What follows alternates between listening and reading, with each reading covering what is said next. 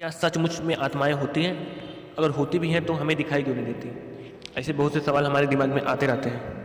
विज्ञान के पास आत्मा के होने का कोई ठोस सबूत अभी तक नहीं हुआ है और ना ही साइंस के पास आत्मा के ना होने का भी कोई सबूत है। तो ऐसे में हम कैसे जान पाएंगे कि आत्मा है या नहीं है?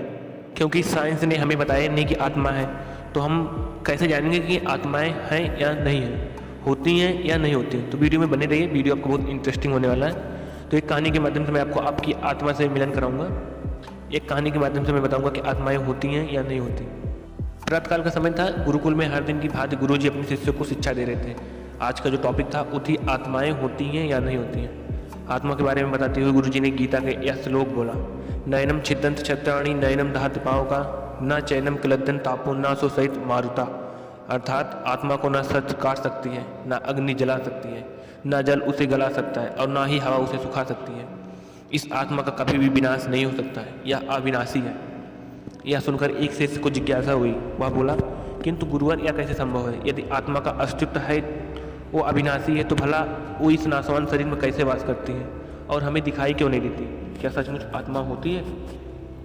गुरुजी मुस्कुराए और बोले, पुत्र, आज तुम रसोई घर में एक कटोरा दूध ले आना और उसे सुरक्षित अपने कमरे में रख देना और कल इसी समय वह कटोरा लेकर यहाँ उपस्थित हो जाना। अगले दिन शिष्य कटोरा लेकर उपस्थित हो गया। गुरुजी ने पूछा, क्या दूध आज भी पीने योग्य है? शिष्य बोला, नहीं गुरुजी, या तो कल रात ही फट गया था, लेकिन इसका मेरे प्रश्न से क्या लेना देना? शिष्य ने पूछा। गुरुजी शिष्य को बात काटते हुए बोले, आज भी तुम रसोई में जाना और एक कटोरा दही ले आना और कल इसी समय कटोरा लेकर यहाँ उपस्थित हो जाना। अगले दिन शिष्य सही समय पर उपस्थित हो गया। गुरुजी ने पूछा, क्या दही आज भी उपयोग हेतु ठीक है? शिष्य बोला, जी हाँ गुरुजी, ये भी ठीक है। गुरुजी ने कहा, ठीक है, कल तुम इसे फिर लेके आना। अगले दिन जब गुरुजी ने शिष्य से दही के बारे में पूछा तो उसने बताया कि दही में खटास आ चुकी है और वह कुछ खराब लग रही है।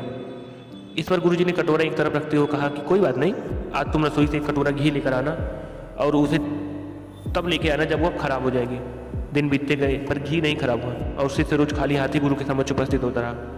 फिर एक दिन शिष्य से रहा नहीं गया और उसने पूछ ही लिया कि गुरुवर, मैंने बहुत दिनों पहले आपसे प्रश्न किया था कि यदि आत्मा का अस्तित्व है, वो अविनाशी है, तो भला इस नाशवान शरीर में कैसे वास करती है और हमें ये दिखाई क्यों नहीं देती? क्या सचमुच आत्मा होती है?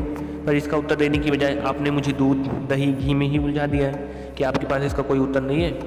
इस बार गुरुजी गंभीर होते हुए बोले, पुत्र, मैं ये सब तुम्हारे प्रश्न का उत्तर देने के लिए तो कर रहा था। देखो, दूध, दही और घी सब दूध का ही हिस्सा है, लेकिन दूध एक दिन में खराब हो जाता है, दही 2-3 दिनों में, लेकिन शुद्ध घी कभी भी खराब नहीं होता। इसी प्रकार आत्मा इस नाशवान शरीर में होते हुए भी ऐसी ही है कि उसे कभी नष्ट नहीं किया जा सकता।